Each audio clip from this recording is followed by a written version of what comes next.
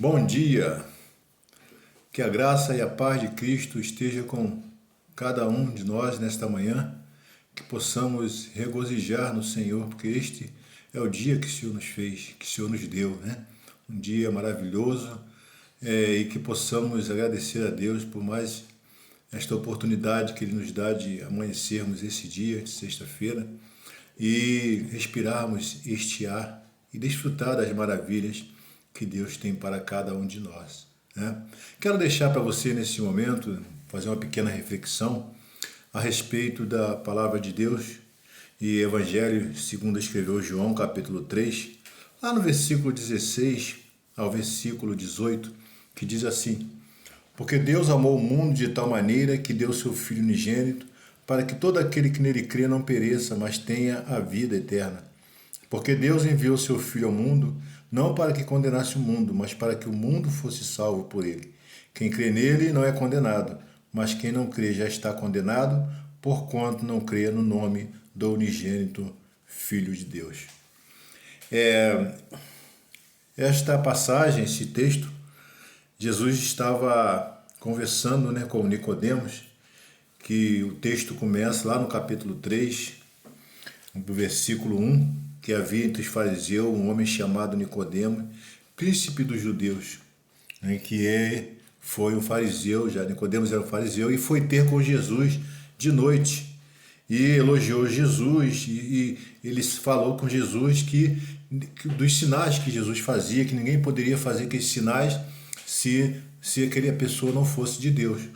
E Jesus, ele chega para Nicodemos e fala, na verdade te digo que aquele que não nascer de novo não pode ver o reino de Deus. Então, daí em diante, Jesus começa a falar com Jesus, a ensinar Nicodemos, a pregar para Nicodemos. E lá no versículo 16, depois ele fala tudo isso, fala: Porque Deus amou o mundo de tal maneira que deu seu Filho unigênito, para que todo aquele que nele crê não pereça, mas tenha a vida eterna. A Bíblia nos relata lá desde Gênesis, quando Adão e Eva pecaram contra o Senhor, desobedecendo a Deus, comendo da árvore do fruto proibido, do fruto que não era para comer, Adão e Eva foram expulsos do jardim do Éden, do paraíso. E então, a partir daquele momento, daquele momento da desobediência em que eles foram expulsos do paraíso, toda a terra ficou amaldiçoada, tanto as plantas, como tanto as matas, como toda a terra ficou amaldiçoada por causa do pecado da Adão e Eva. Todos eles sofreram, tanto os seres vivos, como as plantas, as coisas. Então, começaram a nascer espinho. Entendeu? Então, a partir daquele momento, todos herdaram de Adão e Eva o pecado. Todos herdaram de Adão e Eva esse pecado. Então, a partir daquele momento, todos que nasceram passaram a andar nos seus próprios caminhos. Fomos afastados de Deus por causa do pecado.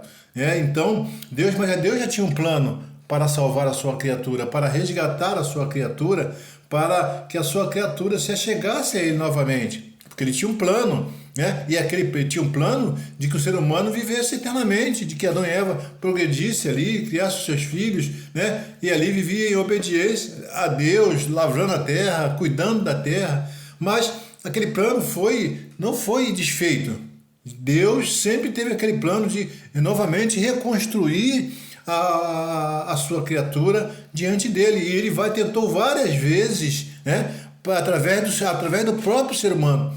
Mas ele viu que não havia ser humano na Terra capaz de fazer, que fosse usado por ele para a reconstrução novamente, para que fizesse o ser humano novamente a se achegar a ele. Porque ele viu que não havia um justo sequer na face da Terra. Não havia um que amasse a Deus verdadeiramente. Todos trilhavam por seus próprios caminhos, viviam um caminho de desobediência. Então o plano de Deus foi o quê? Um dia, na plenitude dos tempos, enviar Jesus Cristo para morrer na cruz pelos nossos pecados.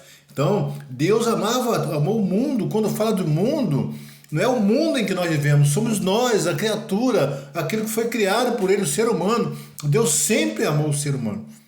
Ele não abandonou o ser humano na sua própria sorte, como muitos dizem. Ele sempre teve um plano. Se nós olharmos lá, desde lá de Gênesis, Apocalipse, lá de Gênesis, no Velho Testamento, nós vamos ver Deus várias vezes tentando reconstruir aquele povo de Israel, para que eles fossem bênção para os outros povos, para que a palavra dele chegasse aos outros povos, mas não conseguiu, mas o ser humano não atentava para a obediência a Deus.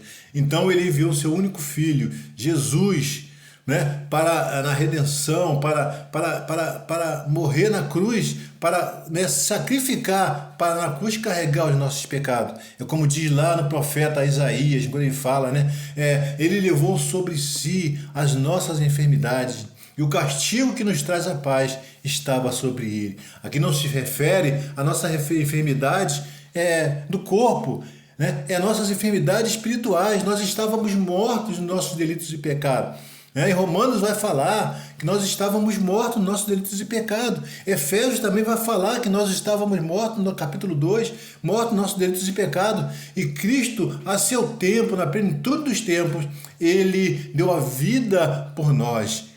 E nós não éramos, nessa geração, não éramos nem nascidos, mas Cristo já deu a vida por nós. Então, por isso que ele fala, porque Deus amou o mundo de tal maneira que deu seu Filho unigênito, para que todo aquele que nele crê não pereça, mas tenha a vida eterna. Então, não morra eternamente. Não está falando de morte material também, morte do corpo, mas não morra eternamente, mas tenha uma vida eterna. Então, basta crer. É necessário crermos em Cristo Jesus, crer no sacrifício dele na cruz do Calvário, que ali ele morreu por nós, em nosso lugar, carregou os nossos pecados. Então hoje nós temos novamente, nós que estávamos separados de Deus por causa do pecado, nós temos agora acesso a Deus através do Senhor Jesus Cristo. Jesus é a ponte que nos conduz a Deus.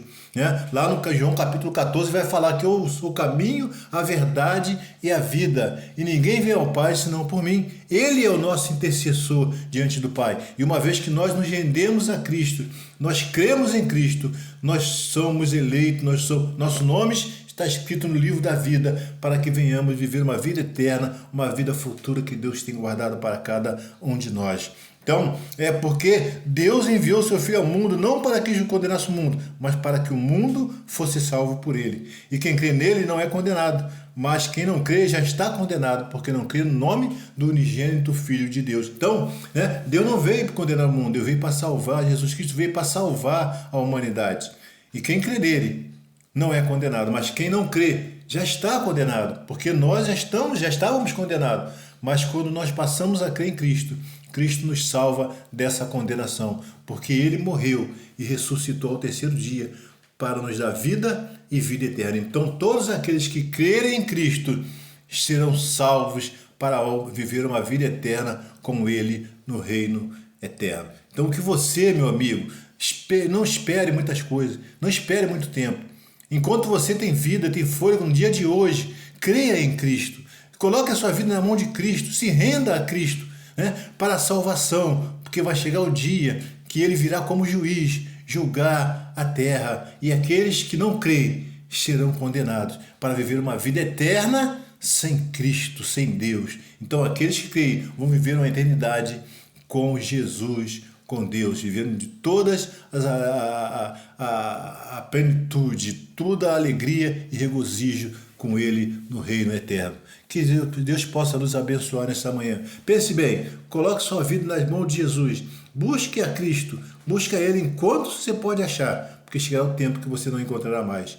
Tá bom? Deus veio para te salvar, não veio para te condenar, mas precisa agora você crer na crucificação e crer na ressurreição dele, que ele morreu por mim e por você, e se render aos pés de Jesus, que ele está te esperando com os braços abertos. Que Deus nos abençoe nesta manhã e que a graça e paz de Cristo esteja com vocês hoje e sempre. Amém.